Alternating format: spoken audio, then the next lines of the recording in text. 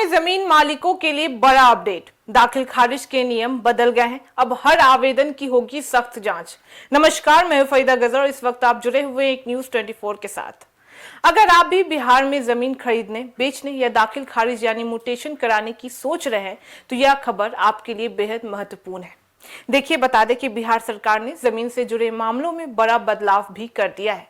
अब दाखिल खारिज की प्रक्रिया पहले से कई ज्यादा सख्त होते जा रही है। वही बता दें कि राजस्व एवं भूमि सुधार विभाग ने सभी जिलाधिकारियों को नए निर्देश भी जारी कर दिए हैं।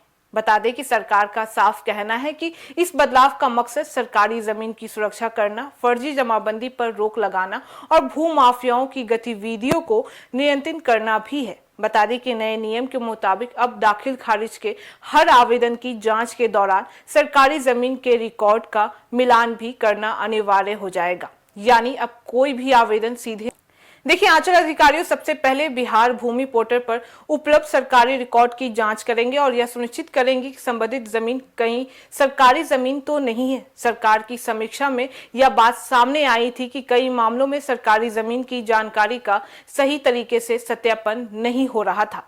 बता दें कि बस इसी वजह से कुछ जगहों पर सरकारी जमीन की गलत जमाबंदी होने पर और उसे निजी काम नाम पर दर्ज कराने के मामले भी सामने आए थे। अब नई व्यवस्था लागू होने के बाद से ऐसी गड़बड़ियां पर रोक लगाने की कोशिश भी की जा रही है। देखिए, नए नियम की सबसे बड़ी बातें क्या है। देखिए, अब हर दाखिल खारिज आवेदन की सरकारी रिकॉर्ड से जांच की जाएगी। बता दें कि बिहार भूमि पोर्टल से जमीन की स्थिति का मिलान भी किया जाएगा और वहीं फर्जी दस्तावेजों के आधार पर म्यूटेशन करना आसान नहीं हो पाएगा। और सबसे अहम कि सरकारी जमीन को निजी नाम पर दर्ज कराने की कोशिश पर रोक भी लग जाएगी। इसके साथ ही जमीन विवादों को कम करने में मदद भी मिल जाएगी और सरकार ने सिर्फ म्यूटेशन प्रक्रिया में बदलाव किया है, बल्कि सरकारी जमीन के सौंपने के नियमों में भी बड़ा संशोधन भी कर दिया है।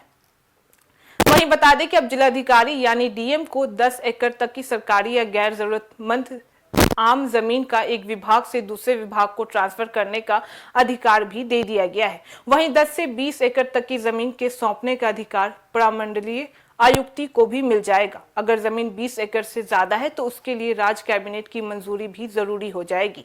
पहले यह सीमा काफी कम थी। वर्ष 2014 के नियमों के तहत डीएम ने सिर्फ 3 एकड़ तक की जमीन ट्रांसफर कराने का अधिकार दिया हुआ था। सरकार का कहना है कि पुराने नियमों के कारण कई विकास परियोजनाएं जमीन की मंजूरी में फंस चुके जाती थी।